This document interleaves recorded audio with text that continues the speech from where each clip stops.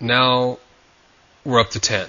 Okay, so in this case, remember when we lost 50% of the time, and if we won 50% of the time, and we made 35 pips, but then we lost 50% of the time and lost 33 pips. Remember that was 1. Well, when we win half the time at 35 pips, we lose half the time, but now we're at 15 pips. Now you can see the expectancy starts going back up. And it starts going back up because you can see again there's a big separation here. Okay, so you have to, and this will help you hopefully track what it is that you're doing and understand that if your win rate goes down, your losing rate goes down, you've got to hopefully continue to let your winners run. And this was what this exercise really should show you, is that really, even if let's do another example here. Let's take this down. We're winning 30%, or 75, minus 70% times 33. Okay, and I'll do that math. Whoops, wrong button. Okay.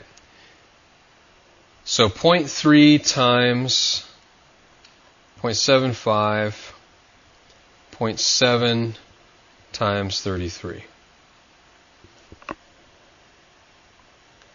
Okay, that equals, now we're negative. Okay, so we're negative 0.6.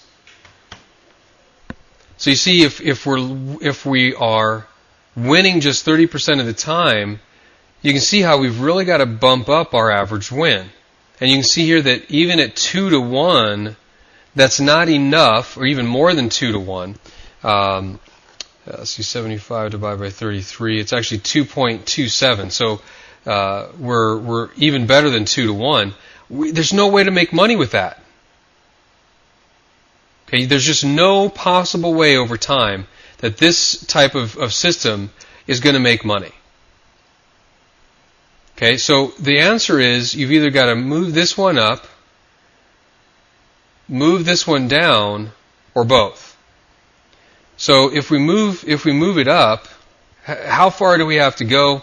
I can kind of cut everything short here. You've got to go to about 3 to 1 with these types of numbers. In other words, you'd have to make a little bit over 100 pips. You'd have to have 0.3 times 110 at 0.7 times 33 in order to come out to 9.9. Okay, so you see, if your win rate is really low, let me say it this way. Do you see how now your percentage, it plays a role, but it's not as important as this number here? Okay, because, let's use another example. Let me go ahead and erase this last line here. Let's say we had a system that won 80% of the time, and our winners were 10. So that means it's losing 20%, and our losers were 33. Let's see what that looks like. And I actually don't happen to know what this math looks like, so we'll see. So we're 0.8 times 10 minus not 0.8,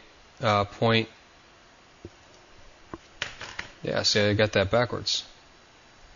No, that was the example. Sorry.